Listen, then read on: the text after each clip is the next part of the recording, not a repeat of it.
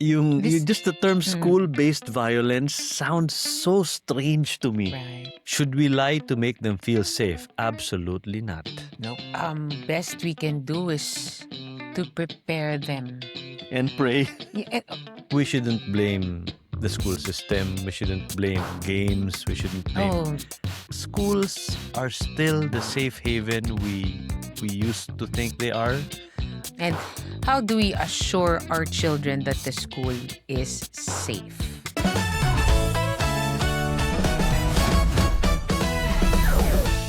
Paano kung one day umuwi yung mga anak natin tapos biglang magtanong ng, Mommy, Daddy, paano kung may dumating sa school namin na may dalang barel? Mm.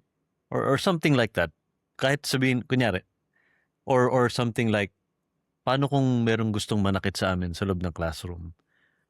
As parents, paano tayo mag-respond sa ganun? Yan ang isa sa pinakamahirap na tanong na sasagutin natin. Hmm. But as parents, need natin yang i-address.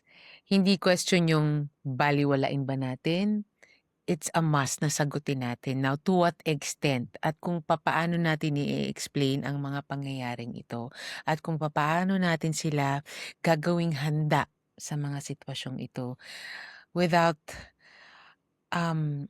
imposing or telling them na dapat katakutan ang eskwelahan, di ba? Ang hirap ng conversation na to. Mabigat kasi you need to, medyo kasi reality na siya. Yeah. With the things that have been happening, itong mga school-based violence in the last few weeks, it's strange because ako guilty ako na pag nababasa ko or naririnig ko na may nangyaring ganitong incidents sa ibang bansa, parang sa akin, I don't know if it's denial or I don't know if it's saying na hindi mangyayari dito, ayaw kong tanggapin, but now that it's here, Yeah. medyo ilang linggo na po namin pinag-uusapan yan. We get bothered, more her actually, bilang nanay. Alam mo dati nasa Amerika lang to. Ngayon nandito na sa Southeast Asia, hindi lang sa Pilipinas may mga nababalitaan din tayong ganyang insidente sa ibang bansa. At ang nakakabahala talaga ay ang talas-talas na dito sa atin. Yeah. And I'm sure yung fear ng bawat magulang, paano ko ba dadalhin, ihahatid sa eskwelahan ng anak ko nang hindi natatakot? Sa totoo lang, yun ang dapat na pangalawang tahanan ng ating anak. And yet, ito tayo, natatakot dalhin sila doon na baka anytime, di ba, may mangyaring masama. Speaking as a mom, of course. Actually, a few weeks ago, ang pinag-uusapan lang namin is, i-homeschool ba namin? Kaya ba namin i-homeschool yung mga bata? Ngayon, papapasukin pa ba natin? Baka may mangyari, baka ang daming ganun na fears na never naman sa generation natin naranasan natin. Yung school has always been a safe haven for everyone. So, we're not saying it's not, but something definitely changed in the last few years. So, it's closer to home. Yeah. Ang napapansin namin. Kaya, meron po kaming nakitang article from Smart Parenting na maybe, we picked up a lot from it. Na siguro kayo din bilang mga magulang, I'm sure maraming magulang na nandyan. And I think it's not exclusive to those na mga bata pa lang yung mga anak Yeah. Maybe it will also apply to parents who have kids who still come home to them kahit medyo matanda na, but are still living do sa bahay nila na pinapabayaan nila sa mundo, parang ganun. Right. So ito pong article from Smart Parenting. It's written by M. Cruz. The title is How to Talk to Your Children About School-Based Violence. So again, just the term school-based violence sounds so strange to me. Right. Pero hindi na natin siya pwedeng iwasan at nasa sa kamay na nating mga magulang kung paano natin gagawing ligtas. Hindi siya nasa sa kamay ng school lang. Hindi siya nasa sa kamay ng security lang, security guards ng mga eskwelahan. It really starts here at home. And wake up call po sa atin ito. Maging intentional talaga tayo sa parenting, Mhm. right? Pero sa ngayon, ito nga muna ang ating i-di-discuss. Yeah. Paano ba natin sasabihin ang mga bagay na ito o i-di-discuss ang ganitong usapin sa ating mga anak? So maybe to start off pwede nating tanungin yung sarili natin as parents. Dapat ba talaga nating pag-usapan 'to sa mga anak natin? Dapat ba nating i-open sa kanila yung realidad ng mga nangyayari ngayon, specifically sa mga eskuwelahan? It's very hard for us kasi ang bata pa nila, Mhm. 'di ba? Well, with Zendrine, baka ewan ko, hindi Mm. hindi pa naman kasi niyan hindi pa naman nanonood ng news 'yan, Yes. wala pa. So, hindi pa natin nade-discuss, Mhm. right? But you'll be surprised, kasi Mm. sometimes maybe instead of asking ourselves kung dapat ba natin pag-usapan, baka puwedeng tanungin natin din yung sarili natin, ano na ba talagang alam nila? Yeah, yeah. Kasi you'll be surprised, ang mga kabataan ngayon ibang-iba na. Si Sandrine Excuse me. sometimes we get we get surprised by the things she says na yung mga naobserbahan niya sa mundo na napi-pick up niya like a sponge, 'di ba? Mhm, mhm. So pabata ng pabata, palawak ng palawak yung point of view nila sa mundo. So we can't assume anymore, na, bata pa 'to baka ito lang alam nila. Mm. Because we get Yeah. surprised. Okay, we haven't talked to Zandrine Mhm. about this yet. Not yet because she's just in kindergarten and she's just in a very small school. Pero ito ngang mga insidente na 'to wala na ngang pinipili, Mhm. right? So, how do we? Yun ang mabigat, eh. Ah, maiintindi ako kung medyo nasa, let's say, grade schooler na, especially high school. 'Yan yung talagang Mm. I think nung the moment na nabalitaan 'yan at Yeah. lalo't dumadami na pag-uwi ng mga anak, I'm sure most of you parents ay inupo niyo na ang inyong mga anak. But, siguro sa dulo ng episode na 'to, Mhm. mapagdesisyonan natin kung Yeah. sasabihin na ba natin kay Zandrine at kung papaano at kung hanggang saan. Or should we just ask kung magtanong muna siya, 'di ba? Yeah, Should we open yeah. it up 'pag meron na siyang Mm, question, 'di ba? mm. Pero siguro what we can do now is maybe to try and find out kung ano talaga yung nasaan na siya ngayon Yeah, in yeah, terms yeah. of how she's understanding Mhm. everything. Kasi I'm sure napag-uusapan 'yan. I'm sure she might have overheard something na Mhm. pinag-uusapan ng mga teachers 'yan. Hindi mo alam, Mhm. Kasi wala tayo dun 'pag nasa Yeah. school. So maybe the parents there, ng mga yayas there pinag-uusapan. So there's a point here to start things off that I think is very important. Ang sabi dito sa article, ask first and don't assume. Alamin mo muna kung ano na yung alam ng Mm. anak mo. Mm. And there are specific questions dito. Imbis na mag-lecture ka na agad do sa anak Mhm, mo, mhm. maganda 'tong mga question dito, tingnan mo ito, this one. Ano ang narinig mo? That's one question. Mhm. Saan mo nalaman? May nagsabi ba sa'yo? Ano ang understanding mo tungkol doon sa narinig mo? At ano ang nararamdaman mo tungkol dito? Mhm. 'Di ba? These are very encompassing questions na hopefully 'pag nag-respond naman yung bata sa pagtatanong natin, we'll know where she is, 'di ba? Yeah, and you start from there Mm. kung kung paano mo ina-navigate Mm. itong discussion niyo about safety and the violence that could Mhm. happen. Na hindi naman parang tunog paranoid tayo Yeah. parents 'no, kaya nga nag-iingat. Prevention, right? Kasi the last thing we want is for them to have a fear of something. Right, Lalong-lalo na yeah. kung yung fear na yun is connected sa eskuwelahan. Mhm. 'Di ba? Si Sandrine, sa murang-murang edad, alam mo yun, ang konsepto niya ng school is just one big playground, 'di ba? Mhm. Siguro sa mga edad nila na ganyang kababata, um, if well, as said kailangan na ngang Mm. i-discuss, una alamin muna nga kung nasa na sila, what they know. When we discuss with them siguro, mas careful tayo with words Yeah. and let's not go into Yun details. ang importante. And yeah, Mm.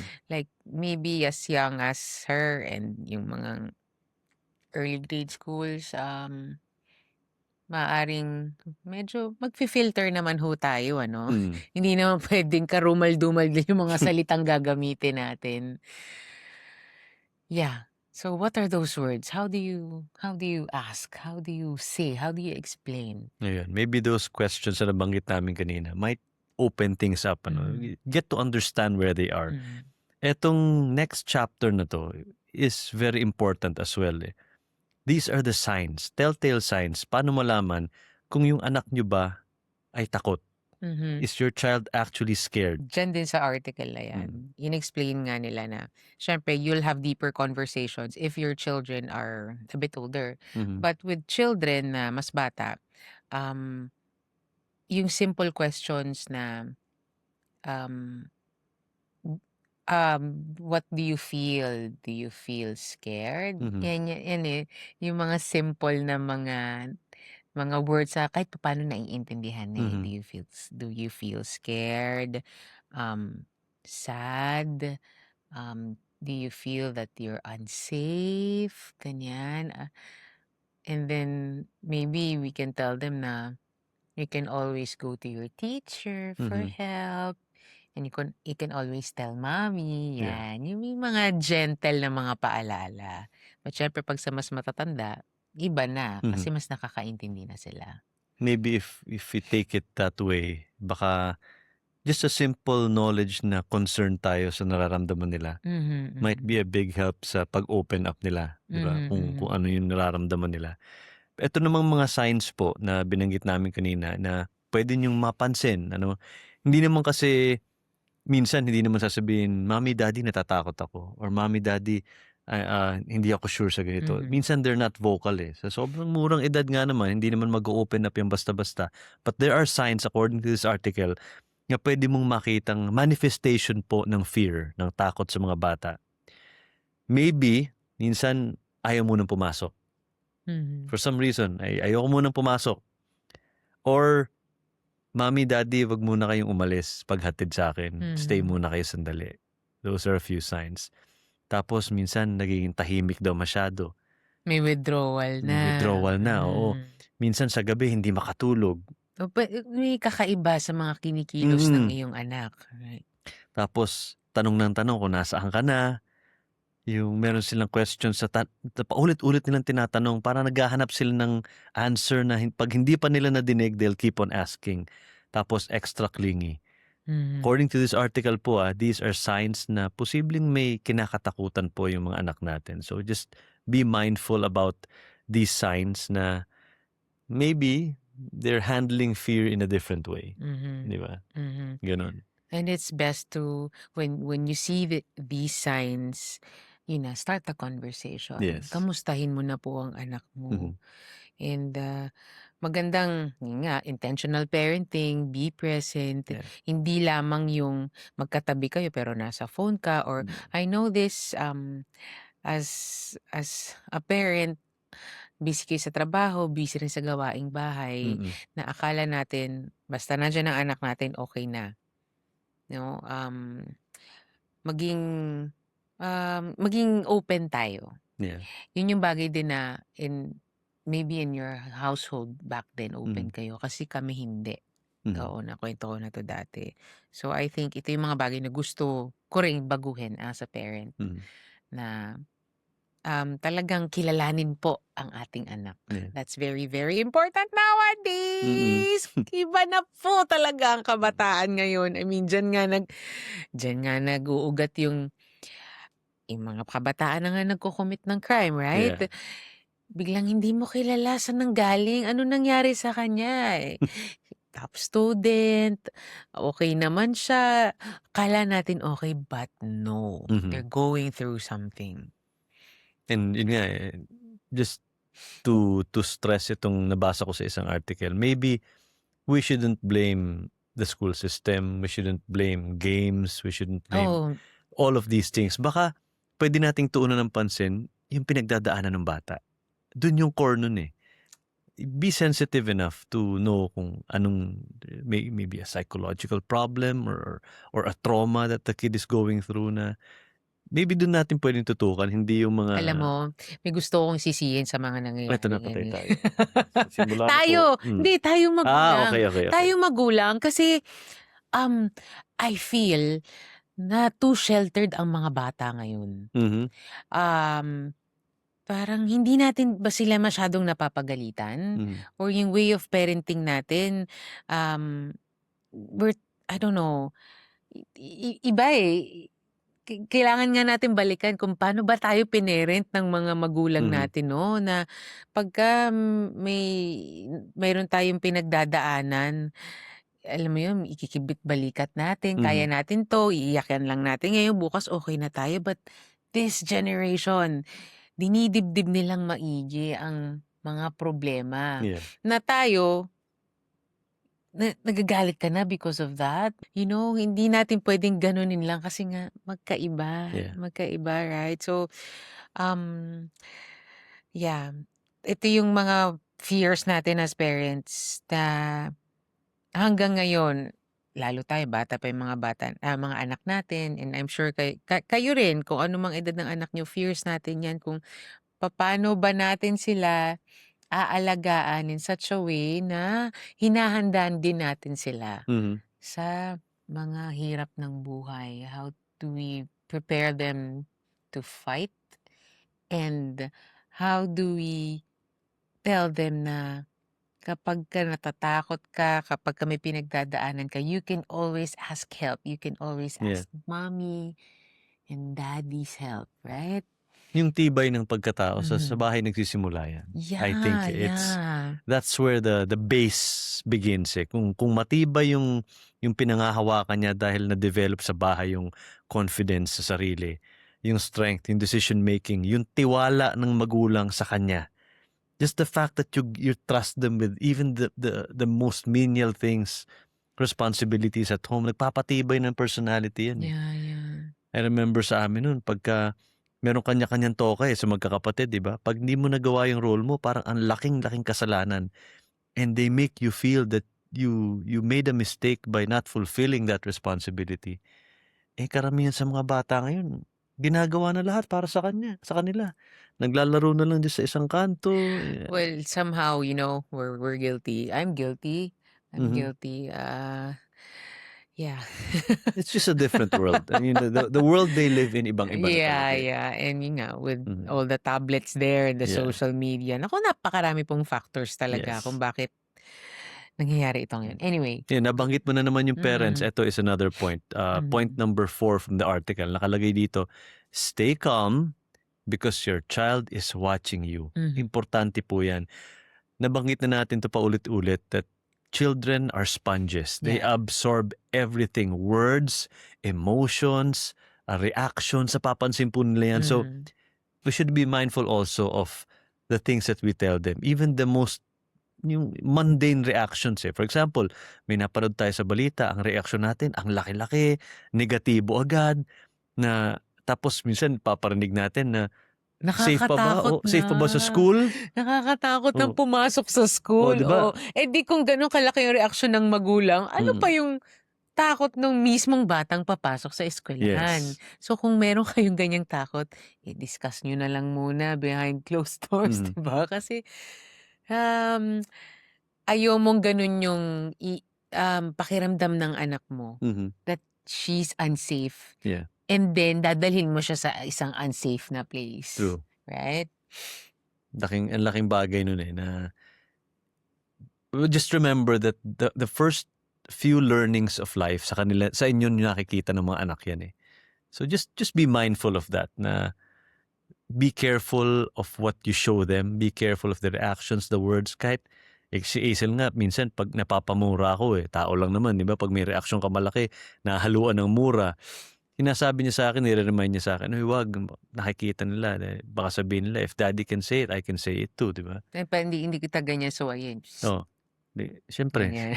Psst, fini-filter ko lang may dito kasi, bata, tignan mo, gano'n. "Daddy, 'wag mo na 'yun, daddy, okey na, iba na 'yun." Oh, Fifth point, very important. Should we lie to make them feel safe? Absolutely not. nope, 'Di ba? nope. Kasi pagka sinabi natin if one object is black and you tell them it's blue, they'll believe it's blue when Mhm. everyone else thinks it's black, di ba? Yeah. Paano namang magiging secure yung mundo ng bata if we shield them from the realities of life by telling them lies? Wag yun ang simulan. That's not the way to do it, I guess. Ang mga bata ngayon have to be very comfortable with the uncomfortable truths of life. Di Mhm. ba? Di ba sinasabi mo nga sa akin, let them feel disappointed. Let them feel bored. Let them Mhm. feel uncomfortable. Mhm. Kasi they learned how to deal with it. Parang ganun. Yes. And lying Yes. won't help. Di ba? Malinaw na malinaw yun. Okay? 6th point from the article. Be honest but don't overwhelm them. Di ba? Yun yung sinasabi kong hindi po naman dapat detalyado Mhm. ang pagdi-discuss natin 'to. I mean, detalyado sa kwento kung ano ba yung Mhm. nangyari. Kayo ba mga mommies and daddies, ito bang mga balitang 'to, do you allow your children to watch news Mhm. na in detail? Kasi parang ako ayoko. Mhm. Well, because Andrine is really, really young, but depende talaga sa edad, eh. I mean, Yeah. if your child is around 12, 13, yun yung mga age na nare-report, 'di Yeah. ba? Kaya na ba nila yung details sa gano'n? I think kaya na nila, right? Sa ganung edad, yes. But Mm. again, coming from the news perspective again, Mm. di ba? You have to remember na pag pinalabas yung balita dito sa prime time, there's a big chance na yung mga bata nanonood pa. Yeah. Gising pa po yung mga yan. Guaranteed. At saka, habang nagluluto si Mm. mami, yan si daddy kakauwi lang ng Yeah. trabaho. Ang lakas ng telebisyon sa sala, Mm. nandyan yung bata at maririnig. Yun yung malaking usapan nga ngayon sa pagitan din namin mga reporters, di ba? How do we present the news? Given na po na kailangan ibalita. Kabali-balita naman talaga. We need to be informed na may mga nangyayaring ganyan. But the key thing is paano siya pinepresenta. Mhm. Kasi 'di ba yung copycat crimes na nangyayari. Yes. Sabi ko nga, okay, Grabe. my friend Marie Chris, madalas madalas ko yan for some reason gising kami pareho ng mga 2 AM, Mm. ganyan. Tapos 'di ba 'pag kami kaibigan ka o yan may asawa ko, magse-send ka ng reel Yeah. or whatever article na nakita mo. And then talagang yung exchange namin sabi ko, ang nakakatakot na ngayon hindi mo na alam kung papaano mo poprotektahan ang anak mo. Yeah. Yun talaga exact words ng palitan naming Ay. dalawa. And then sabi ko nga, alam mo yung mga bata, ginagaya na lang nila yung mga nakikita nila sa news. And nabanggit na nga natin dun sa usapan yung grupo ng nihilistic, Violent extremism. yeah, that part, 'di ba?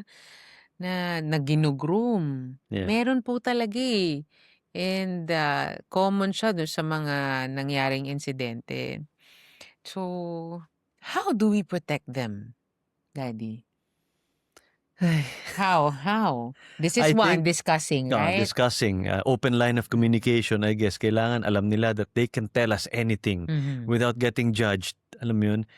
'Di ba lagi ko sinasabi ang pangarap ko, gusto ko ako yung best friend ng mga anak ko. Mhm. From this age until they get older, gusto ko yun. And I think that's very interesting. That's very important to know. Mhm. 'Di ba? And how do we assure our children that the school is safe? Mhm. Yan, that's a big question. Na sa totoo lang naman, kahit tayo mga magulang, hindi natin siya masagot directly. There's no 100% answer na school is safe, that Mhm. everywhere is safe. But kailangan natin ibahagi sa mga anak natin na ginagawa po ng eskwelahan. Lalo na ngayon, meron na silang mga drill, Yeah. right? Dumadami na nga Na dapat Dati naman fire drill lang nung panahon ko 'Di ba? earthquake drill. Earthquake drill, okay, tapos na. Tapos ngayon, ano ba 'yan? Oo, that part, may mga metal detectors, Yes. right? Mhm. The security, I'm sure Random bag they've checks meron na din. tightened na. Mm. Um, Guidance counseling, that's very important. Super important. I think ito yung extra work na Mhm. ginagawa na ngayon, I'm sure, hopefully, ng mga eskwelahan, tuay, students na may mga problema. Mhm. And, yeah, ito yung mga bagay na pwede nating sabihin sa mga anak natin na, "Anak, safe pumunta sa school." Yeah. At Mas least. mas maraming Gumagawa tao naman ng paraan. oo. Ang Mm. nakikita ko kasi diyan, puwede mo sabihin na mas maraming tao sa loob ng eskuwelahan who are still looking out for your welfare. Mhm. Almost lahat naman, the Mhm. teachers, the guidance counselors, the security guards, everyone there, ang atensyon is to take care of you and watch for your welfare. Mhm. So, para alam niya na pagpasok niya, everyone here, lahat ng mga older people around me are Mhm. here to watch out for me. Mm. Ito ang pinakagusto ko. I think we skipped some of the parts kasi napag-usapan natin kanina. But Mhm. this, I think, is very important. How do we talk about a world where young people can also do bad things? 'Di Mhm. ba? Ang lalim eh, 'di ba? Mhm. Totoo naman eh because kaedad nila, kabatch nila. How do we tell them na merong mga Hindi. Okay, ang mga bata as young as Zanjin, kahit papaano naman meron na silang konsepto ng good and bad. mhm, And they know na meron talagang bad children, those who bully. Ano ba yung konsepto nila ng bully? Someone pushes you, yeah, 'di ba? Yung mga ganong simple. Alam nila na may good and bad children, mm, okay. Pero hindi nila paalam yung extent ng bad na kaya ng gawin ng children ngayon. yeah. Yun yung dapat natin i-explain. Kasi dito ang nakalagay eh. For example, Okay. how do you explain to your child na young people can make terrible decisions, Hmm, 'di ba? Someone can be struggling, someone can be going through something. yeah. Kasi sa edad nila, 'di ba? Kung hindi naman pinagdadaanan ng bata 'yun, Hmm, napakahirap niyang intindihin na may i-grasp, ibang batang oo. ganito, Yeah. 'di ba? And the last thing we want is for our kids to have even the notion na they cannot trust anyone. Mhm. Ayoko nung ganun eh. I don't want to inculcate that emotion to them na nakatira ako sa mundo na may mga tao sa paligid ko na hindi ko pwedeng pagkatiwalaan. I Right. want them to always have that good vibe Yeah, but within it. Daddy, magandang magkaroon well, not at this age Mhm, pero, um, alam mo yung alam mo yung kanta 'to sa sa mga nursery mhm. rhymes, eh. Okay, Stranger Danger.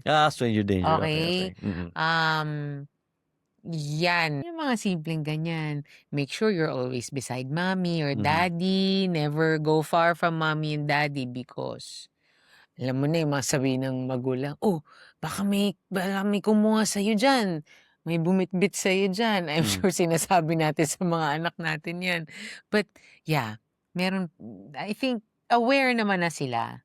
mhm. Doon hindi naman kasi puwedeng, they will grow up na you can trust everyone. Yeah. 'Yun ang aking point. I think it's best to teach, our children yung mga warning signs. Mhm, Na someone you know or even if like nga, stranger danger, eh, can pose like danger to you or mhm, threat. Um, yeah, if you feel that, go tell your mom, go tell your dad, go mhm, tell your teacher. Huwag mong hayaan na kapag may nafi-feel ka na and you're uncomfortable, you feel that mhm. you're not safe around them, it's best that you tell your parents, right? In that light ha, bigla akong naisip 'to ngayon, eh. Hmm, Maybe kung hindi napapansin nung mismong magulang na may pinagdadaanan yung anak niya, hmm, maybe the friends or oo. yung mga batchmates niya na lagi niyang kasama, I'm sure mapapansin nila. Then maybe you can call the attention of your parents to tell them na, "Uy, yung mommy, daddy, yung kaibigan ko, he or she was like this before. Bakit ganito na siya ngayon?" Maybe Mhm. the parents can be the one to talk to each other, 'di ba? Right, right. So anyway, I think kasi one thing that I think we can take from all of this is, ngayon kasi as parents, ano ba yung kinakatakutan natin? Na may mangyaring masama doon sa anak natin? Or meron tao sa paligid ng mga anak natin that can actually do harm to our kid? I don't know. Ang hirap kasing i-unite yung thoughts na yun because you're thinking of school. Yeah, Di yeah. ba? How do you put those two things Wala. together? It's already happening, Yeah. Daddy. So, best we can do is to prepare them. And pray. Totoo naman po, sa lahat ng ito ay kailangan po talaga natin ipagdasal ang ating mga anak, ang mga eskwelahan, at ang mga taong nakapaligid sa anak natin. But yeah, best is to prepare them and bibilinan mo talaga. Yeah. The best thing we can do is to prepare them. Ngayon sa mga drills, meron na silang tinatawag na run, hide, and fight. So if you're confronted, ito yung mga bili natin sa mga anak natin. If you're confronted with an active shooting in school, so you run. That's very important. Run, hide. The fight thing, okay. When do you do that? Because if you say fight, haharapin mo yung bullet, di Yeah. ba? So I'd rather you run and hide. Sinabi rin dito na yung mga anak na mabubuti at nababasa natin sa storybooks na, being a hero Yeah. is a good thing. But, sometimes it's best na you hide. That way, mas makakatulong ka. Yeah. Yeah, then, I don't know. I mean, we've heard of the kid who sacrificed himself. Ano kasi, parang, Kasi yun, ano kasi alam namang ibilin mo sa anak mo yun, Yeah. anak. Fight and, ikaw yung tamaan. I don't want that for my child. kaya ngayon nakaano dun you're not, parang ituro mo sa anak mo, you're not expected to be a hero all the time. Yeah. Kasi sometimes, you can be a hero by making sure that everyone around you is safe. Yeah.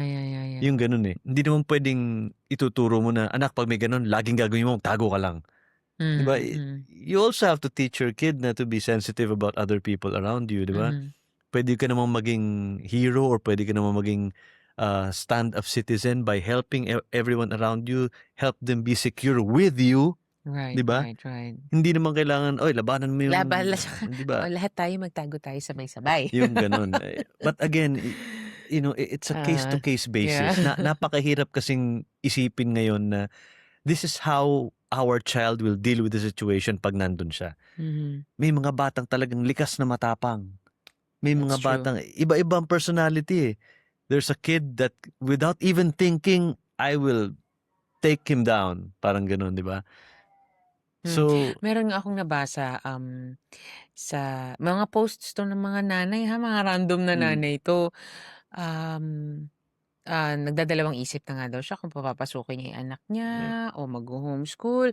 Meron ding tanong talaga, di ba, how do you discuss this incident with your children? Tapos isa sa mga comments doon, yung anak ko nagdi-drill na sila. Tapos kinuwento sa akin ng anak ko, sabi nung parent in the comment section, yung anak ko, sabi niya, ang naka-assign para isarado ang pinto at kalangan yata ng upuan, ng table.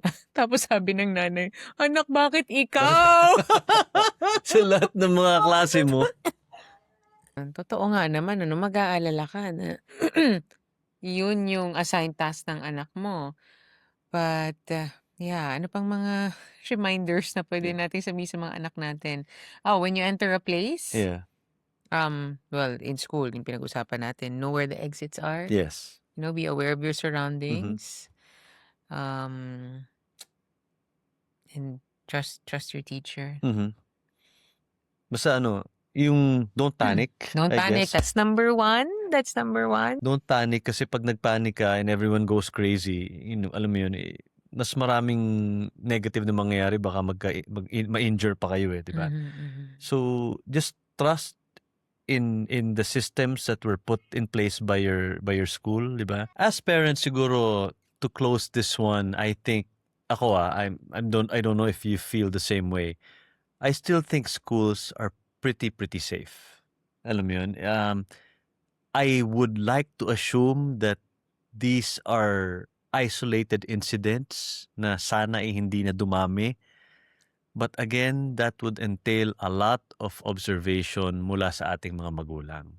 Mhm. Kasi kung hindi po natin napapansin na meron na palang pinagdadaanan yung mga anak natin, sino pa ang papansin sa mga yan, di ba? Mhm. So, schools are still the safe haven we used to think they are.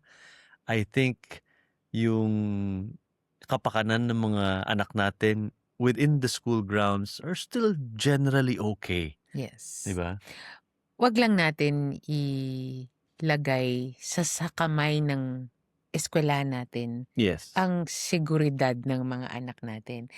Bago pa yan pumasok ng eskuwelahan, dapat yung security starts in our homes. Mhm.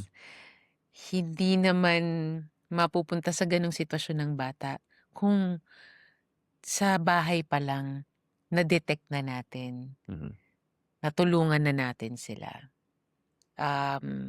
Hindi lamang ito responsibilidad ng eskuwelahan, ng magulang, ng society as a whole. Mhm. Ang the way natin ibalita sa social media, wag pa natin i-sensationalize Yeah.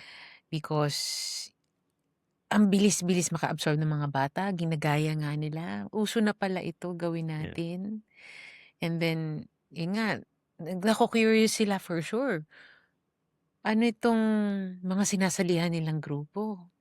Kung ako nga naku-curious, what more yung mga bata? Mhm. Ano kaya pinagdadaanan nila, ba't nila nagawa yun? So, i-filter na ho natin. Responsibilidad po nating lahat Mhm. ang mga nangyayari ngayon. Yep. Is it something that we should fear? Yes. For sure. It's something that we should fear, but, actively let's make measures. Ika nga, prevention is better than cure. Mhm. Nababahala pa rin ako, but Nababahala tayo, natatakot tayo, kinakabahan tayo, but let's not take away from our kids yung opportunity to see our world in a more beautiful way. of course, Di of ba? course. Yun naman din ang ating ang ating gusto. Mhm. Yun ang that's the kind of life that we want for our children, right? For sure. Safe and they're happy, and yung eskwelahan, dinalagay kita diyan anak para matuto ka, Mhm. para maki-socialize ka, hindi para matakot. Yeah. Ayaw natin yun. Mhm. And we can only do that, and we can only tell that to our children na 100% na safe ang eskwelahan kung lahat po tayo, adults, magtutulungan. Mhm. Mhm. Help the school, Mhm. help the organizations involved with our kids na patibayin yung mga institutions outside of the home to make them feel safer. Di ba? Yes. So kayo po ba, yung mga parents po dyan na meron na bang nagtanong sa inyong mga anak na yung mga unang tinanong namin kanina sa episode na to, may nagtanong ba sa inyo na anong gagawin nila pag merong ganong pumasok sa kanilang eskwelahan? Mhm. How did you react? And ano po ang mga sinabi niyo sa mga Mm. anak niyo? Ano na po ang mga bilin niyo Mhm. sa inyong mga anak bago sila pumasok sa eskwela Mhm. ngayon? At kasama niyo po kami na nagdadasal Yeah. gabi-gabi para sa ating mga anak, sa safety ng schools. And we want a better world for our children. And to the government, reinforce our teachers. Make them feel that you have their support. Make them feel that the country is there to back them up. Kailangan po ng tulong ng mga teacher natin, not only because of the academics. Sila po humuhubog do sa mga bata outside of Eto yung poder lang, gusto natin. ko lang sabihin 'to, Eto na. sa mga may baril, parang awa niyo na Oo. po, itago Yes. niyo, Mhm. i-vault niyo, ewan ko, damihan niyo ng Mhm. lock. Please lang, 'wag ho tayong pabaya. Mhm. Dahil sa totoo lang, I'm sorry, parte ho kayo ng may kasalanan Yeah. kung bakit ho napasa sa kamay ng mga batang iyan ang baril. Bakit napaka-easy nung access Mhm, nila do'n sa mga armas ninyo, 'di ba? mhm. Lock and key, pero alam nila kung nasaan yung key, Hmm, 'di ba? Alam nila kung saan sa aparador nakalagay. yeah, Find a way, 'di ba? right. Responsible gun ownership not only falls dun sa gumagamit at may-ari ng baril. Yeah, Mhm, you have to protect also the people around you for that. mm. And maybe, tulad ng mga nababasa natin, maybe we can review our gun rules sa bansa natin. We should. Alam ko, napag-usapan na sa Amerika yan, hanggang ngayon walang nangyayari kahit sa kanila. But maybe here, sa sarili nating bansa, magawa natin ng paraan on how to, revamp the Yeah, gun ownership rules and how to make it less easier, siguro, for yeah. people to get unlicensed firearms out there, di ba? Nakakatakot po talaga eh. And, Mm, maybe those are the things that as a country we can focus on aside from the things na uunahin natin, mm. yung psychological health ng mga bata. Maybe we can focus on that more. Yeah, check on your children. Check on your children. Check on your children. That's so important. Know Mm. your children. We've been discussing this Yeah. in our past episodes. Kilalanin po natin ang ating mga anak. Yeah. And pagdasal talaga natin Yeah. na araw-araw, safe po silang papasok sa eskwelahan. Thank you guys for watching, and we'd like to hear sa comment section on if you picked up anything big dito sa aming episode, and we'd like to hear from you. Anong opinion nyo sa mga nangyayari ngayon sa mga eskwelahan and how our government and how our educational institutions are handling it. Salamat po! Thanks. See you in the next episode of A-Mark the Podcast.